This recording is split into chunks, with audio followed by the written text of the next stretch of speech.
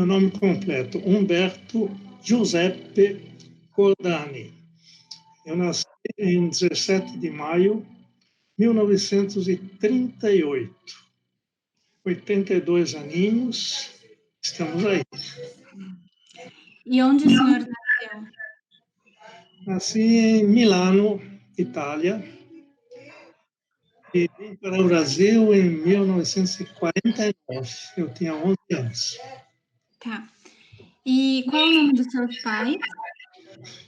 Meu pai, Luigi Cordani, Beatrice Angela Colnaghi Cordani.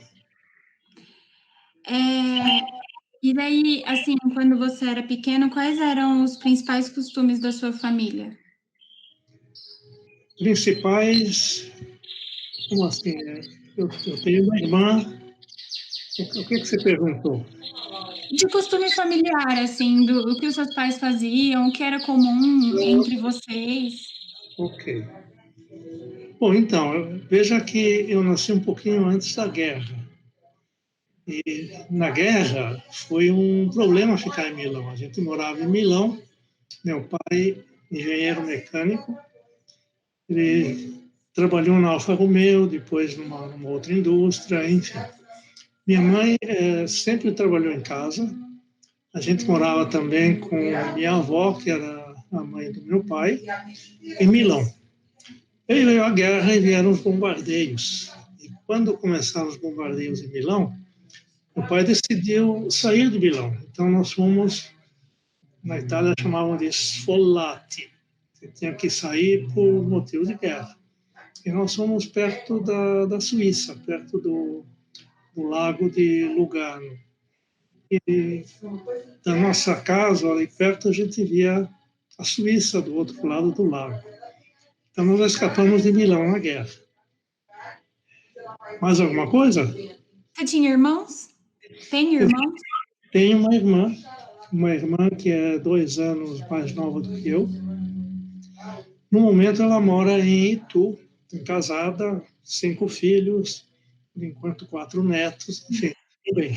E quando vocês vieram para o Brasil, onde o senhor passou sua infância, adolescência, juventude? Então, no Brasil, a gente veio direto para São Paulo. Eu tinha 11 anos, nós chegamos em maio, então não deu para entrar diretamente na escola, mas aí nós procuramos no caso, era um ginásio que a gente queria, porque eu já estava no ginásio da Itália. Não tinha exame de admissão e o diretor sugeriu que eu fizesse, aquele ano, foi em 49, que eu fizesse o segundo semestre. Então, era o 4º ano do grupo escolar. Grupo escolar e ginásio estadual Anhanguera, na Lapa. E aí, então, eu vivi no Anhanguera durante vários anos. Terminei aquele ano de 49, fiz o exame de admissão, entrei ao ginásio e fiz 4 anos nesse ginásio estadual. Foi muito legal, porque então era menino, né, de 11 até uns 15, 16 anos, né?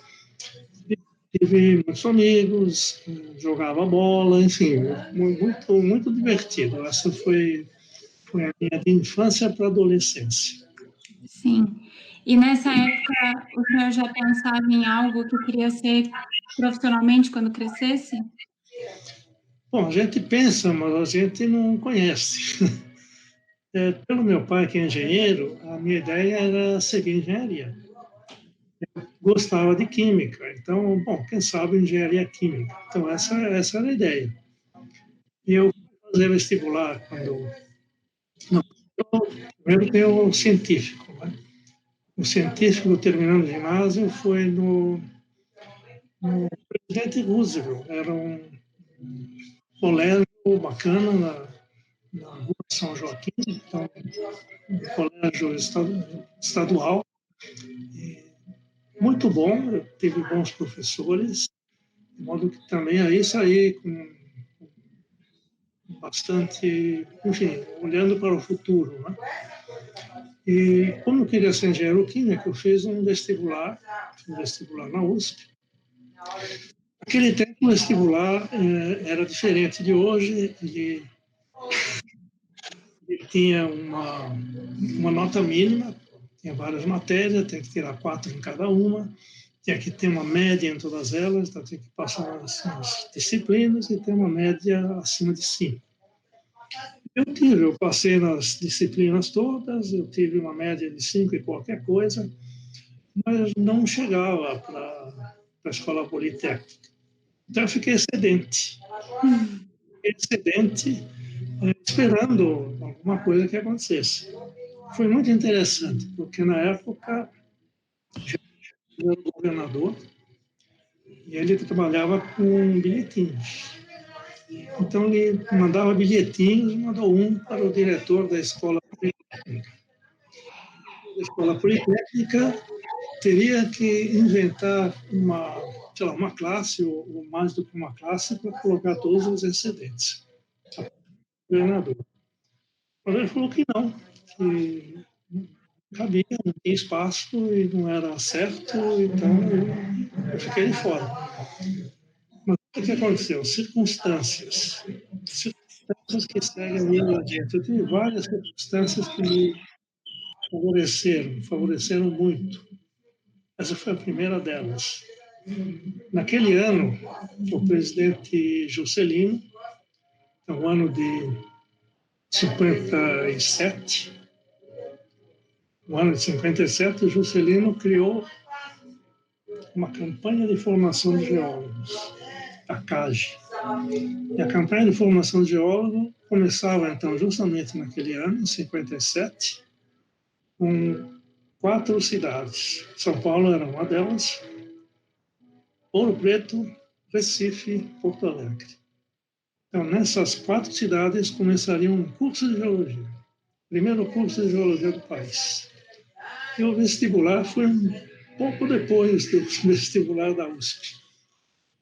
Eu sabia que ia ter essa coisa porque um professor de história, o científico, nos falou que haveria essa facilidade que o Brasil estava querendo, porque estava faltando geólogos no Brasil. Faltando geólogos no Brasil, não tinha como encontrar jazidas minerais, enfim. O Juscelino, então, criou esses cursos. E teve esse vestibular atrasado. Fiz o vestibular da geologia, aí pensei curso de geologia. 57. Pois é, a minha esposa foi depois que eu já era professor. Me formei em geologia, a primeira turma. Eu fui convidado no último ano para entrar no próprio curso como professor.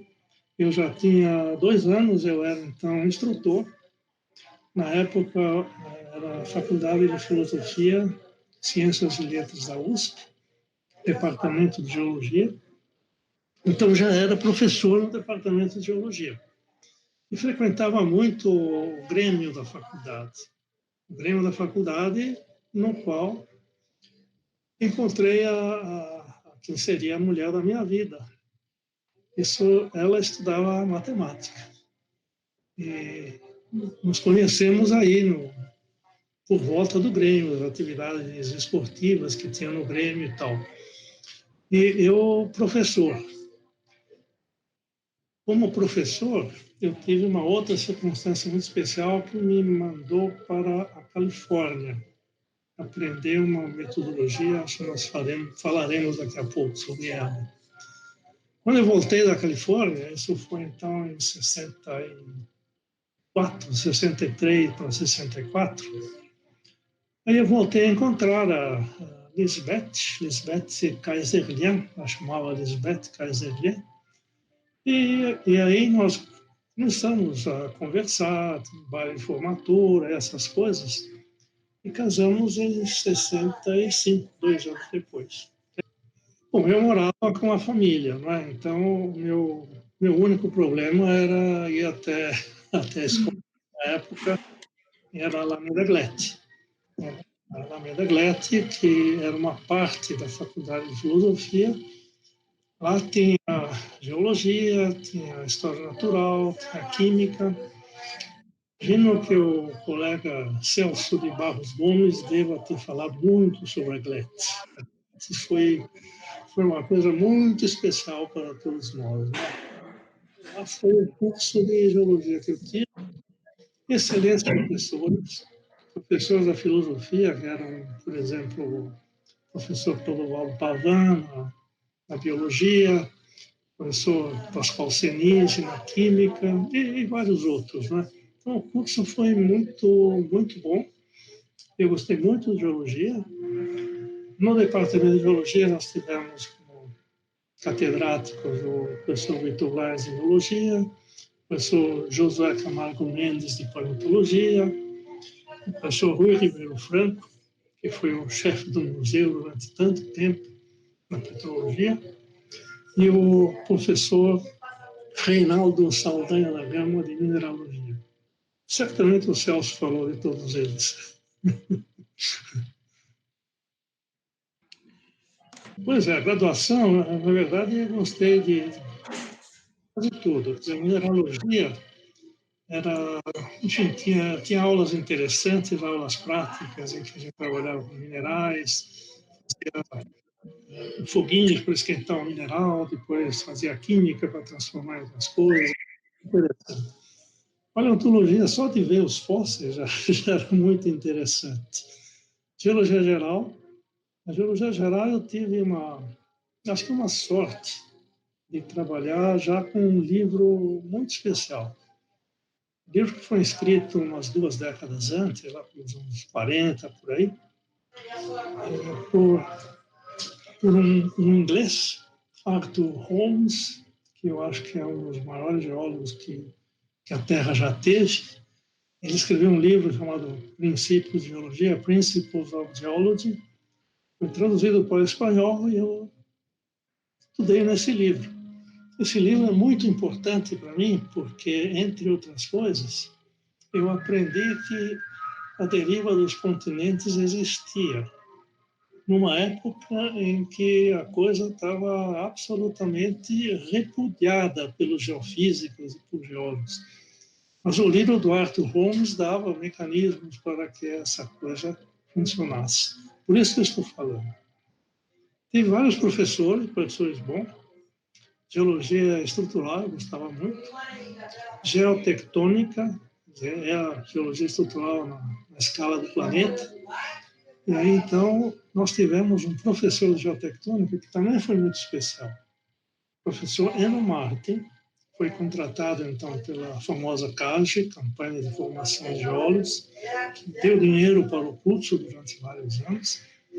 O Eno Martin veio da África do Sul, ele era alemão, trabalhou durante 2 anos no departamento como professor de geologia estrutural e geotectônica, e influenciou muito nessa parte. E eu estou dizendo isso porque ele era uma espécie de meu ídolo, meu guru no curso. Ele me ensinou muito a respeito de geologia na escala maior, na escala do planeta. Isso me serviu muito depois. Então, essas foram as partes mais interessantes. Em mineralogia, em outras matérias, vocês usavam muito o Museu de Minerais da GLET? O senhor se lembra do Museu de Minerais lá da GLET? Claro, não é? Era uma visita obrigatória, tinha aulas práticas lá dentro. Nós tivemos, então, o próprio Rui Franco, o professor José Moacir Viana Coutinho, continua entre nós. Ele trabalhava muito no museu, deu muitas aulas no caso não de mineralogia, mas de petrologia, que era muito próximo, né? Então, só o fato de ver aquelas maravilhas que tinha ali no museu, né? Isso influenciou muito a nossa vida. A gente passava horas olhando essas coisas. Os minerais são bonitos, né? Você sabe muito bem, né? E estruturalmente, assim, como era o museu? Porque, bom, eu estou na GEO há 4 anos, eu não faço ideia do que era o Museu da GLET, assim, de qual tamanho, de nada. Pois é, a GLET em Palacete. Era uma família de, bom, não sei exatamente, eu diria que era uma classe média alta, que não tinha problemas de dinheiro. Era um palacete muito bacana. Era uma coisa que tinha 2 andares e depois mais uns cubículos mais para cima ainda. O museu ficava numa parte grande que talvez tenha sido aumentada justamente para receber o museu. Deveria ter sido a sala principal daquele palacete, no salão. E aí, então, estava distribuído de uma maneira muito especial, com os cuidados do Rui Ribeiro Franco. Tinha pequenos móveis, né, que tinham gavetas, tinha estrados para colocar os minerais, e tinha etiquetas, tinha uma porção de coisas interessantes. Era tudo escrito, né, em papeizinhos, o nome dos minerais. Era outra época, né? Não tinha computadores e coisas parecidas, né? Então era tudo papel, tinha livros, tinha uma porção de coisas interessantes. Mas os minerais realmente eram espetaculares, né? Como, aliás, agora, porque tudo aquilo lá passou para... Você deve conhecer bem. E, além do Rui Ribeiro, quem mais cuidava das coleções da Glet? Bom, Rui Ribeiro Franco e, claro, Saldanha da Gama, William Camargo, Moacir Coutinho, eram os professores do departamento. Depois teve colegas formados na mesma turma que foram contratados. Um deles, que eu me lembro muito bem, era o Jörg Bruder. Jörg Bruder foi o bicho nosso. Foi formado um ano depois, foi contratado pelo William Camargo, na mineralogia. E o Bruder era fantástico, porque era um super esportista. Ele, campeão mundial de vela, foi finalista das Olimpíadas do México, por exemplo.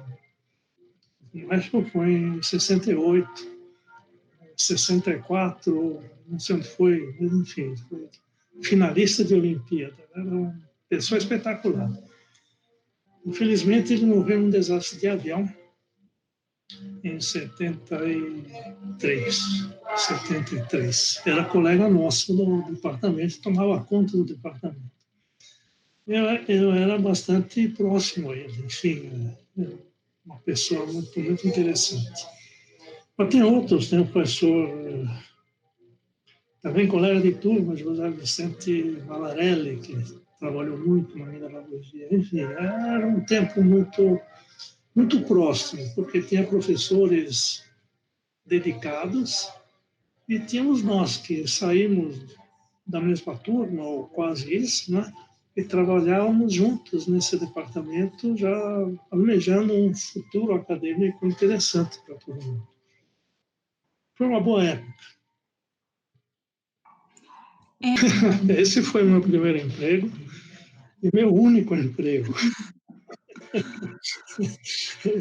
Eu devo ter aqui uma marca assim, USP, na testa. Então, quando eu fui convidado, ainda não era formado. Tá? Eu acho que foi em agosto ou setembro do 4º ano. Tinha 4 anos de geologia. Não tinha 5, tinha 4. Então, em agosto, setembro, eu fui convidado pelo professor Victor Lyons, que era o catedrático de geologia, e ele me disse se eu toparia ensinar geologia, passar para... Eu não tinha essa ideia. Na verdade, eu pensava em outras coisas, ainda pensava em trabalhar como engenheiro e trabalhar...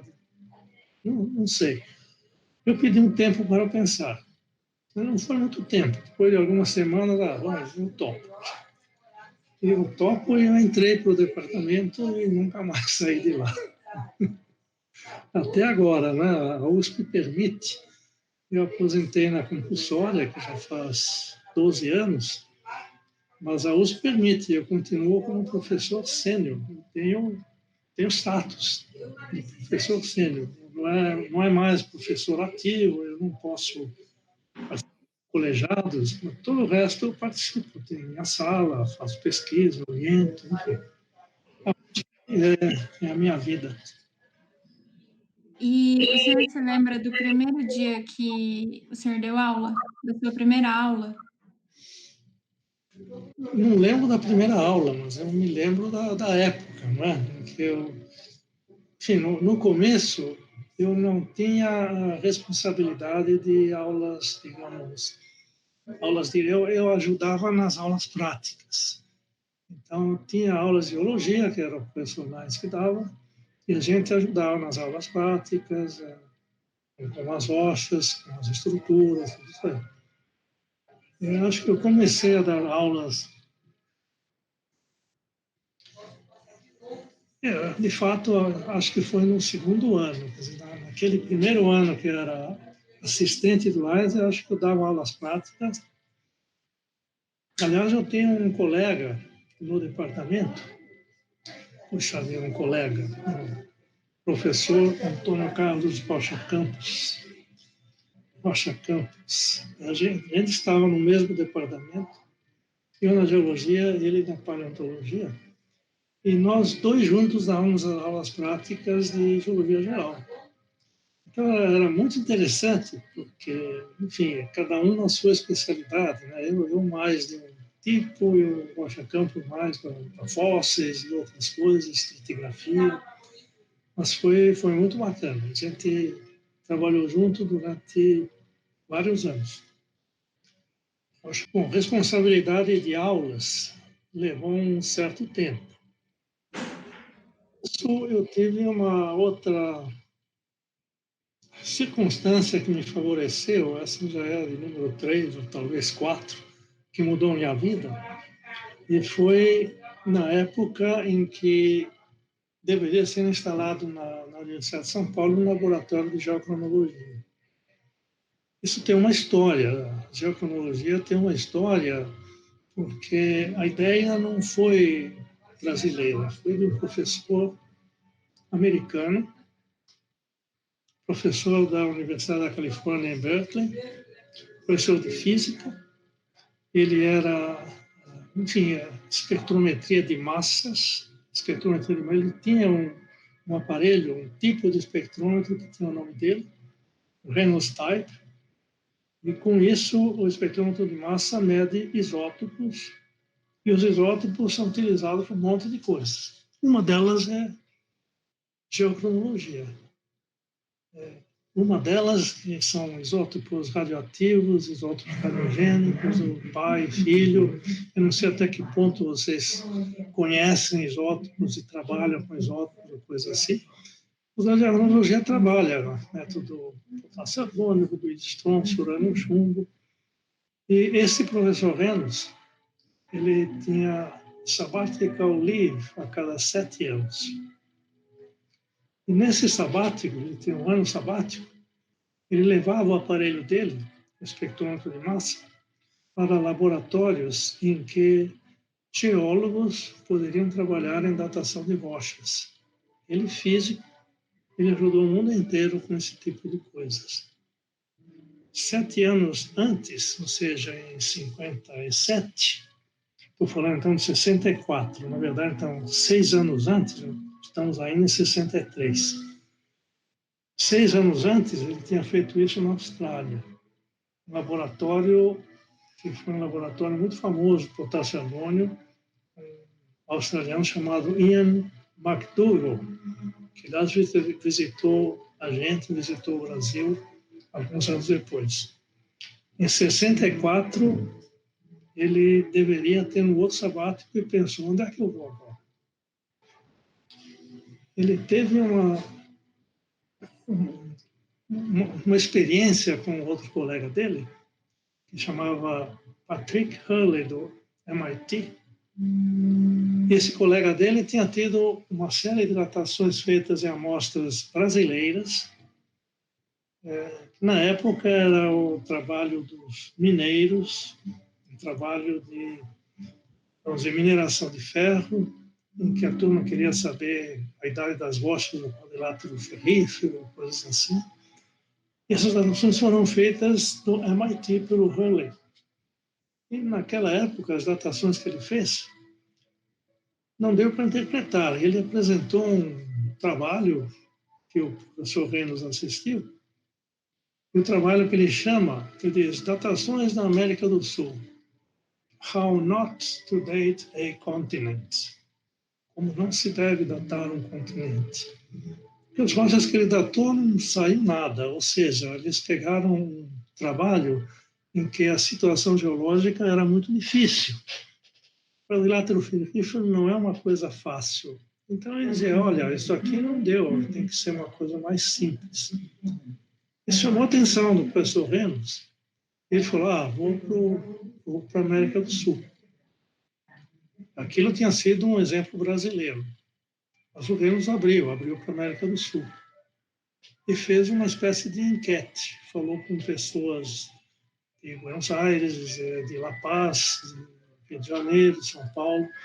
Em São Paulo, a gente tinha um professor americano que tinha trabalhado naquele time americano que trabalhou no quadrilátero ferrífero. Chamava Norman Hertz. Então, a resposta que foi para o Reynolds, a resposta da USP, foi feita pelo Norman Hertz, que conhecia bem o MIT, conhecia bem o... Então, a resposta dele convenceu o Reynolds. Vamos para o Brasil. Então, em 64, ele viria para cá passar um ano. Em 62, ele iniciou os contatos com o professor Lines para ver se, enfim, de que maneira a gente acertava. Comprou o equipamento todo, né? Espectrômetro dele, fotômetro de chama, linhas de extração de argônio, um monte de coisa. Comprou tudo. Mas ele falou, olha, eu preciso de um físico para que venha trabalhar aqui comigo e aprender. Pois é, o professor Lázaro, olha, aqui não tem físico. Como é que a gente faz? Sério, um geólogo? Ele pensou um pouco, falou, bom, quem não tem cão, caça com gato. Então o Lázaro foi procurar um gato, né? E o primeiro gato que pensou sou eu. Você quer trabalhar em geocronologia? O que é isso? Daí eu falei, geocronologia, o que é isso? Datação de rochas. Ah, é? Datação de rochas? Pô, parece interessante. E como é que faz? Você vai ter que ir para Berkeley aprender o método potássio-argônio. Tá bom, quando é que é isso? Pois é, você vai ter que estar lá daqui a 15 dias. Isso era comecinho de maio, por aí. Em 15 dias eu estava lá. Né? Em maio eu estava aprendendo coisas sem falar inglês, né? Meu inglês foi aprendido lá, né? Foi uma coisa assim muito, muito complicada. Eu passei lá 5 meses, aprendi o método, aprendi um inglês razoável, e aí a gente voltou. Outubro nós chegamos aqui. E o Reynolds veio para o laboratório inteiro. O laboratório inteiro é um negócio grande. E ele veio com um navio mercante. Ele saiu de Nova York, saiu de Los Angeles, lá do sul, atravessou o canal do Panamá, veio para cá e chegou aqui em fim de outubro. Começou a colocar o laboratório em funcionamento, com a ajuda de alguns técnicos que o departamento pegou emprestado. Me lembro do Donato, que trabalhava na química, eu me lembro enfim, de várias pessoas que ajudaram. Aquilo ficou pronto em 2 meses. Em janeiro do ano seguinte, que foi 65, não, eu avancei um ano, foi 64. Janeiro de 64, nós fizemos a primeira datação, e na primeira datação nós já começamos a mudar a geologia brasileira. A idade dos basaltos aqui do sul devia ter sido Triássica, como a turma esperava, e foi Cretácica, os basaltos daqui. Na primeira datação a gente começou com isso. Bom, então, eu tive um laboratório. Durante um ano, eu trabalhei com renos, e no ano seguinte, em 66, eu dei uma disciplina com o Norman Hertz, disciplina de geoquímica.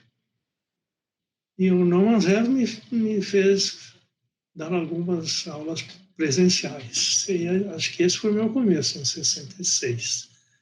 Daí para diante, eu sempre teve uma ou outra disciplina que ajudava, né? Então, mas quando eu comecei mesmo foi na década seguinte, 70, 71, com disciplinas próprias do qual era responsável.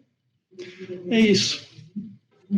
E aí, um pouco ainda, provavelmente perto dessa época, quando foi o primeiro trabalho que o senhor orientou? O senhor lembra do orientando? Sobre o que foi o trabalho? Bom, para orientar, você já tem que ter, no mínimo, doutorado, e isto tem que ser quando o professor já tem vários anos, né, antes de começar a orientar, né? E antes disso vem trabalhos de pesquisa, né? Como é que você vai escrever alguma coisa, publicar nas revistas e tal, né? Então, nesse primeiro ano, eu devo ter publicado vários trabalhos, né? O doutorado eu acabei fazendo em 68, com um doutorado muito interessante de geocronologia, dados de potássio e argônio das ilhas brasileiras do Atlântico Sul. Esse foi o meu doutorado. E na década seguinte, começou a pós-graduação no Brasil, né? O sistema de pós-graduação deve ter começado em 73, por aí. E aí, então, a USP teve que entrar no sistema federal, as comissões de pós-graduação começaram a funcionar. Eu entrei como uma das possibilidades que poderia, então, orientar pessoas. E a minha primeira tentativa de orientação foi com uma geóloga de Recife, no Nordeste, a Derleide Pessoa, que fez mestrado comigo, acho que 75, provavelmente, por aí. Deixe-me ver, eu comecei em 70 e... Não, comecei em 87 até 87 e 91, fui diretor. Ok, veja que leva bastante tempo, não é? Quer dizer, a carreira tem que ser feita na sequência, doutorado, livre docência, professor associado, professor titular. Os diretores só poderiam ser professores titulares. E eu fiz isso durante vários anos, né? Doutorado em 68, livre docência 72 ou 73. Cheguei adjunto acho que em 78 e titular em 80, algo desse tipo. E aí, então, os professores titulares eram sempre possibilidades, né, de entrar como diretores ou vices. O Celso foi diretor, que foi o primeiro geólogo a ser diretor do Instituto. Antes disso, eram professores anteriores. Era o professor Josué, o professor Reinaldo, o professor Setembrino, foram diretores do Instituto. Até que o Celso, em 73, foi diretor, primeiro geólogo a ser reconhecido como diretor do Instituto, que tinha sido transformado em instituto em 1970, creio eu. Antes disso, ele era um departamento da filosofia. A filosofia era uma faculdade. Em 70 veio a reforma universitária, virou um instituto. E aí os diretores, né? Começou com Josué, Setembrino e tal. E aí Celso em 73. E eu fui vice-diretor do Celso. Celso foi diretor, eu era vice. 4 anos depois, em 77, invertemos. Eu fui diretor e ele vice. Então, nós tivemos 8 anos entre eu e ele dirigindo o Instituto. Eu acredito que foram anos muito interessantes. O Instituto se desenvolveu normalmente, não teve grandes crises internas, enfim, foi bastante tranquilo. E eu, então, de 77, fui até 81. Então, isso foi antes, porque eu tenho a impressão que o museu que foi instalado nesse prédio onde nós estamos, né, o prédio novo deve ter começado em 73 ou 74, por aí. 74, talvez.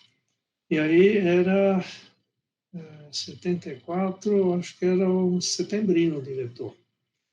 E a gente estava nos barracões, de fato, o museu. A esposa do Antoninho, esposa do Rocha Campos, era a curadora do museu.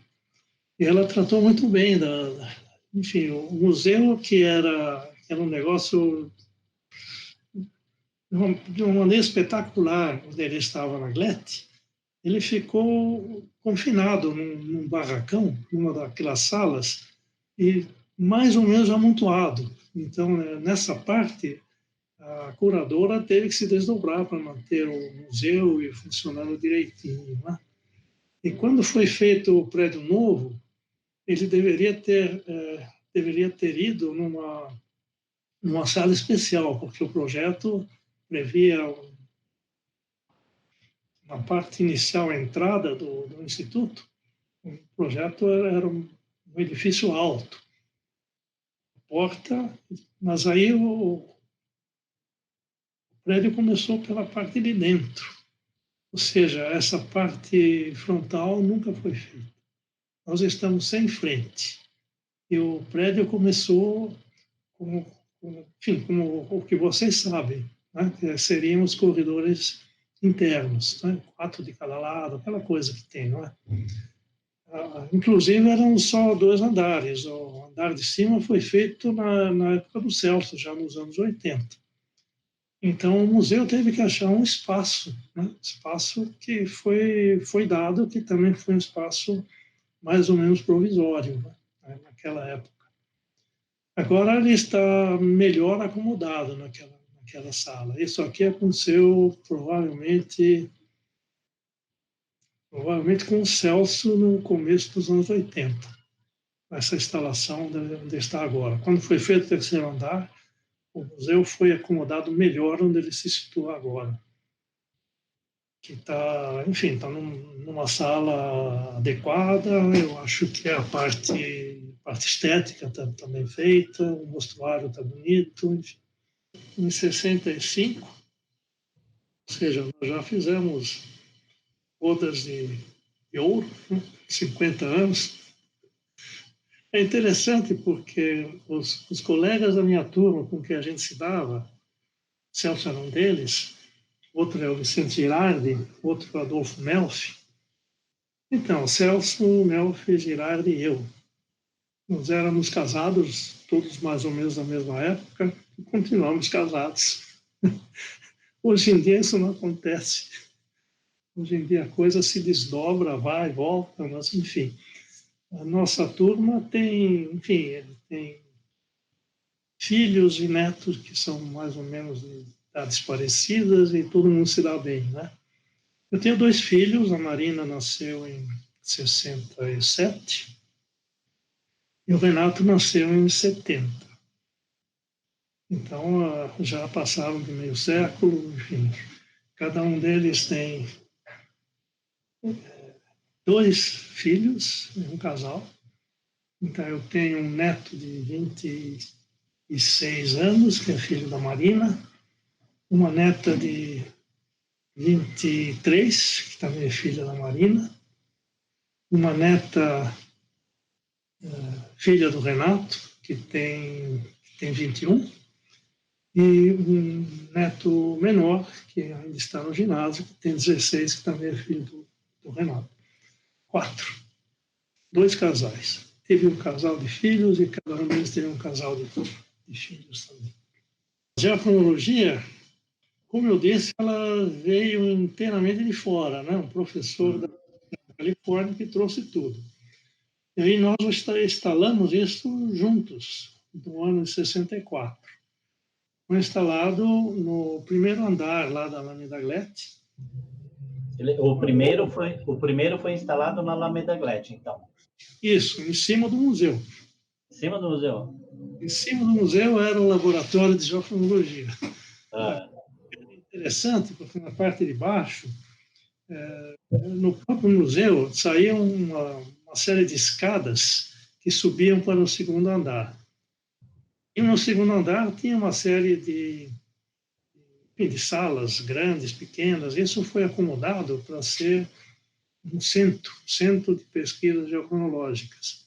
Tinha então laboratórios lá numa sala grande e tinha também algumas dependências mais ou menos administrativas, né, onde ficavam os diretores do centro, pesquisadores e tal, né? Então a gente ocupava mais ou menos o andar inteiro do palacete lá da Alameda Glete. O começo foi muito interessante, porque além de mim, nós fomos buscar um físico. Você lembra que o professor Renos queria um físico? Sim. E o Lars mandou um gato, mandou um geólogo. Chegando aqui, precisava de um físico. Então, o Lars queria alguém já com algum tipo de conhecimento de espectrômetros de massa. Não tinha isso, né? Não havia espectrômetros de massa funcionando. Eram muito poucos, não tinha indústria, não tinha empresas. Nós fomos buscar o físico no então Instituto de Energia Atômica, que agora é o Instituto de Energia Atômica, e o diretor era um físico chamado Pieroni. Ele fez um tratamento de espectrometria de massas com 2 físicos japoneses, o Eiichi e o Koji. O Renos foi conversar com o Pieroni para ver se qualquer coisa desse tipo. E o Pieroni concordou. Conversar com os 2 físicos, os 2 juntos, os 2 físicos, Reishi e Koji, eu tive outra circunstância. Sim. O colega do Koji, um científico, ele era da minha classe, científico. Então, nos conhecíamos muito bem, né? Cordani e Kawashita, estávamos lá. Então, o Koji aceitou. O Ishi não, porque ele ia ter um estágio em Viena, ia trabalhar na IAEA durante uns anos, enfim. Mas o Koji concordou. Nós chegamos em outubro, nós fomos para o Koji em novembro, para instalar o laboratório, então, em novembro. Eu, Koji, Gilberto Amaral. Eu, Gilberto, ou Daniel? Amaral? Sim, eu cheguei a conhecê-lo. Então, ele foi colega nosso ao instalar o centro. Éramos os 3, eu, o Gilberto e o Koji. Então, durante anos, nós trabalhamos, sei lá, o negócio não parou um dia atrás do outro, não teve um dia que parou aquele negócio. Trabalhava de noite, de sábado, enfim. Foi um período impressionante. 64, 65, para manter aquilo funcionando. E o Renos, obviamente, chefiando durante o ano de 64, nos ensinou tudo precisávamos para funcionar, química, espectroscopia, e funcionou e ensinou também, ensinou a escrever trabalhos científicos. Ele nos ensinou e a gente continuou fazendo isso de uma maneira muito, muito especial e forte. Antes do doutorado. Naquela época, a gente fazia muita coisa antes do doutorado. Sim. E pode fazer agora também, mas a turma prefere esperar, né? Sim. Doutorado, aí que vai começar.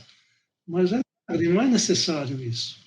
E a gente, acho que com o meu doutorado eu já devia ter uns, sei lá, uns 30 ou 40 trabalhos, quer dizer, não é necessário esperar, né? Enfim. Bom, naquela época, nós fizemos o possível para colocar aquilo em funcionamento enquanto o Renzo estava lá. Nós conseguimos e daí continuamos. Continuamos até hoje. Acho que o CPGEL não parou nunca. Está sempre em funcionamento. E, professor, como foi a sua direção no IEA? O IA. Pois é, o IA. Interessante o que é o IA. É uma coisa que é uma espécie de braço externo da universidade. Ela trabalha com muita coisa, muito elevado para ciências sociais, ciências humanas, mas tem coisa de economia, de relações internacionais, mas é impressionante. É um instituto muito, muito bacana. Ele foi iniciado pelo professor Goldenberg, quando era reitor, e deve ter sido no final dos anos 80, algo desse tipo. E eu era diretor do Instituto de Geociências quando aquilo foi começado. E aliás, foi o Goldenberg que me deu a posse no Instituto, em 87, foi mais ou menos nessa época. Então, e tinha o EA, e eu tinha, além da direção do Instituto, uma experiência internacional muito forte. Eu tinha experiência internacional, vários comitês, vários sistemas internacionais, como membro disso, membro daquilo, do PICG e tal. E eu cheguei a ser presidente do mais alto deles, que é o IUGS, International Union of Geological Sciences, quer dizer, era a entidade máxima da geologia. Eu fui diretor daquilo durante 4 anos, justamente nessa época em que o Goldenberg era reitor e eu era diretor do Geociências. Quer dizer, eu tive vamos dizer, uma visibilidade muito forte, tanto internamente na reitoria como fora. O primeiro diretor do IA foi esqueci o nome dele, estou vendo ele na minha frente, mas a memória não está me ajudando. Então, deve ter sido no fim dos anos 80. E aí, o segundo diretor foi o Markovits, Jacques Markovits. Então, um deles era, enfim, literatura, letras, ciências humanas, o outro foi um economista. O terceiro diretor fui eu. E também havia um certo interesse que o IAA tivesse pessoas diferentes na sua direção. E eu acabei sendo levado pelo reitor, que na época era o Flávio Fava de Moraes, que, enfim, me conhecia e, de certa forma, gostava de mim. O conselho do EA, eu já estava trabalhando no EA como vamos dizer, chefe de um dos sistemas internos do EA ligado com o ambiente. Eu tinha um interesse em ambiente que veio desde a União Internacional de Ciências Geológicas, problema da questão ambiental e outras coisas. Eu tinha, então, uma seção do estudo do IA que eu estava coordenando. Então, estava dentro do IA, conheci isso aí, e não foi difícil para o Flávio de Moraes me escolher como diretor. Para mim, essa parte do IA, que veio em seguida a direção do Geociências, terminei, então, a direção de Geociências em 81. E foi nessa época, um pouco depois, que eu me tornei diretor do EA. Eu passei 4 anos no EA. E foi uma temporada muito rica, quer dizer, tive que sair da geologia, sem sair da geologia, né? Porque eu continuei, obviamente, no instituto, orientando gente, fazendo pesquisa e tal. Mas eu tive que colocar muito esforço em outras coisas, nos agrupamentos do EA, na parte de relações internacionais, e na parte de ambiente também, e várias outras coisas. Então, para mim, eu mudei muito, eu mudei a minha vida, mudei a minha maneira de pensar, entrei muito para a parte humana, né, para a parte social, que isso, sem dúvida, foi a influência do Instituto de Estudos Avançados. Eu devo muito ao IAF, aquilo que eu sou. E o senhor tem algum fato que foi marcante nesses 4 anos de direção? Alguma história que te marca muito do IEA? Bom, teve, talvez não do IA, mas ligado com o ambiente, porque começou antes. O Goldenberg foi ministro, naquela época chamava secretário do Collor. Collor fez um ministério de notáveis, não sei se vocês lembram desse fato, ele chamava isso, Ministério de Notáveis. Um dos ministérios era do Goldenberg. Goldenberg foi ministro da Educação, que foi então o Ministério Notável. O ministro do Ambiente era o Lutzenberger, que era um gaúcho, e Lutzenberger se demitiu por algum motivo, e o Collor fez do Goldenberg um bem-ministro, que manteve a economia e foi ser ministro ao mesmo tempo do Ambiente. Era uma secretaria de não sei o que, enfim, chamava desse tipo. E aí apareceu o Rio 92, que ia ser um grande evento das Nações Unidas, que ia ser em 92. E em 90, provavelmente, já estou saindo dessa época, para lembrar dessas datas não está fácil. Mas em 90 ou 91, o Goldenberg, na situação de secretário do Ambiente, ele ia fazer no Brasil um dos primeiros simpósios ou qualquer coisa desse tipo sobre aquecimento global. O Goldenberg era membro do IPCC, né, o International Panel of Climate Convention, algo disso. E ele me pediu, como diretor do EA, ou talvez um pouco antes, eu já não sei isso aí, que eu organizasse esse evento em São Paulo. Então, era um evento internacional sobre aquecimento global e que tinha bastante dinheiro dos americanos, do World Soil Research Center, e eu ia ser o secretário principal, o Goldenberg ia ser um presidente que não ia atuar porque ele estava em Brasília. Então, eu acabei sendo secretário executivo de um negócio muito grande, muito internacional, com a ajuda desse World Soil Research Center. Foi feito em São Paulo, um monte de gente de fora, dinheiro que conseguiu trazer, enfim, personalidades de tudo quanto era coisa, e foi um negócio muito, muito bacana. Uma das primeiras coisas sobre aquecimento global.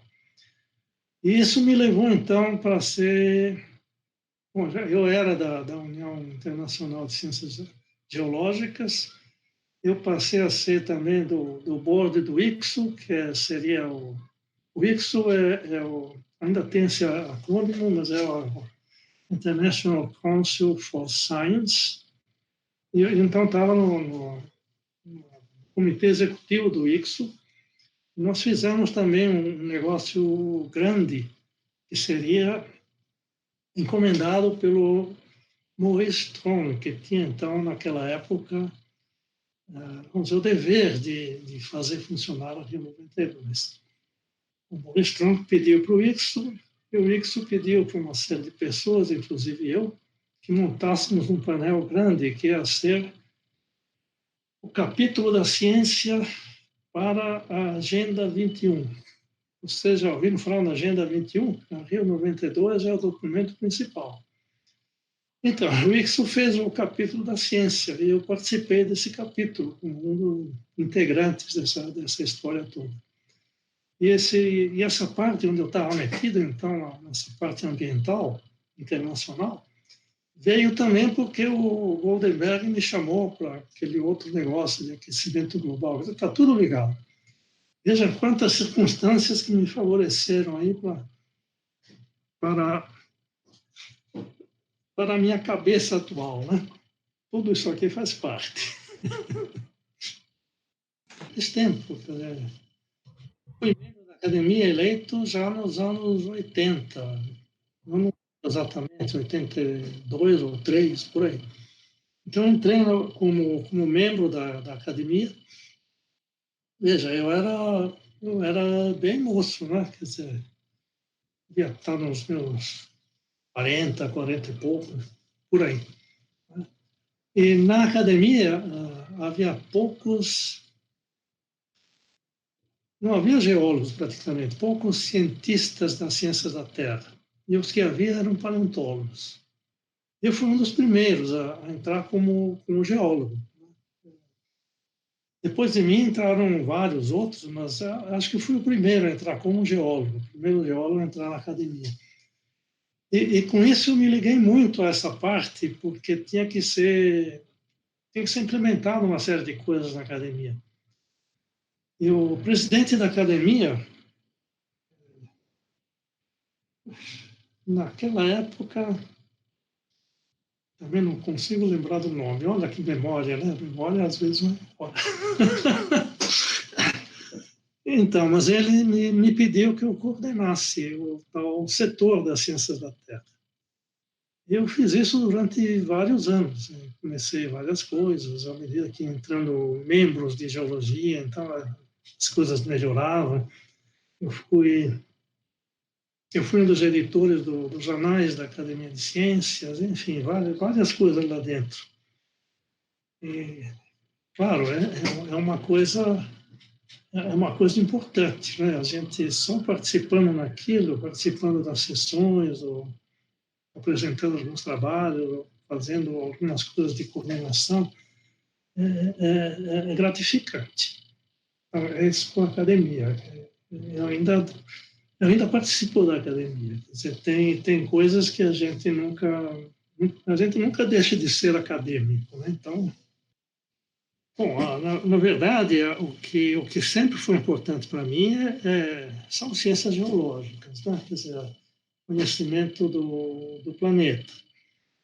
Eu, desde o começo, desde o laboratório de geocronologia, onde a gente fez a comparação Brasil e África, né?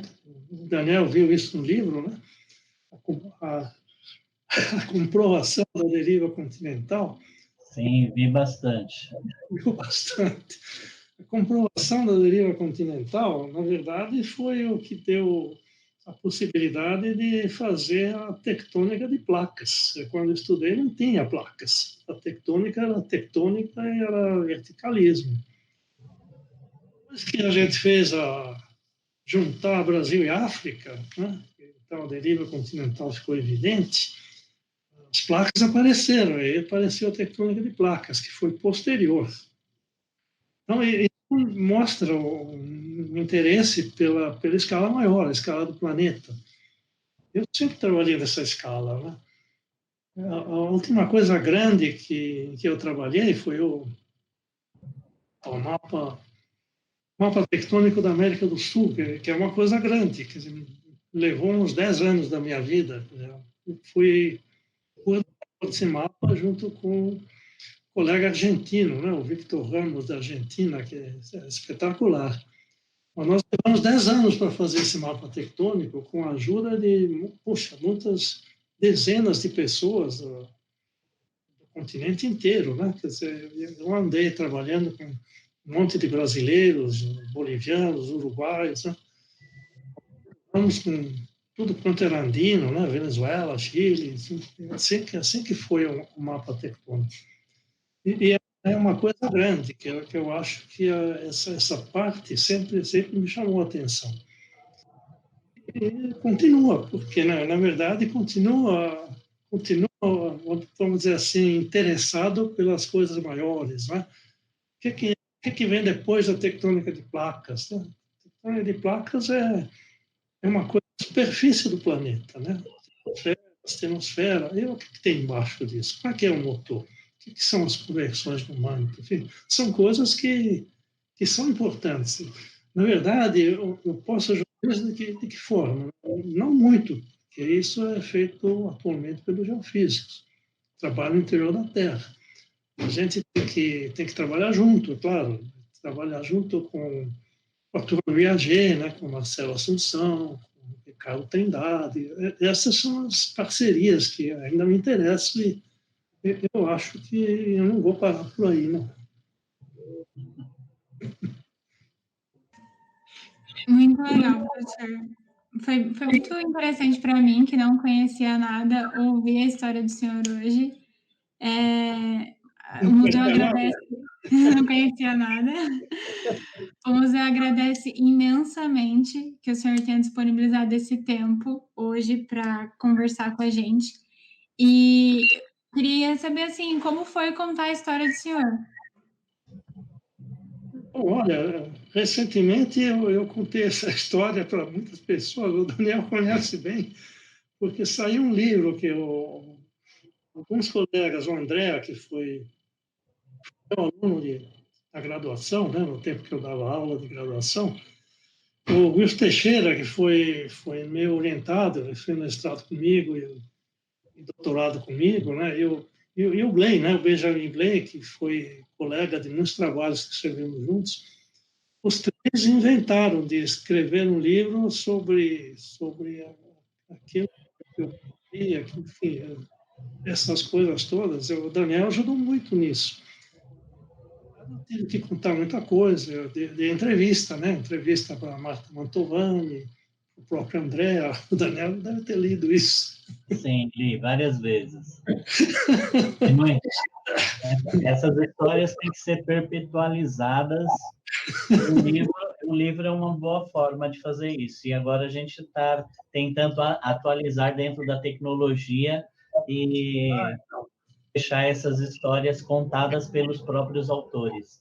Então, esse livro, olha, está espetacular. É um livro que tem uma capa fantástica, tem mais de 100 autores, né? Que é o conjunto de capítulos que foi feito, né?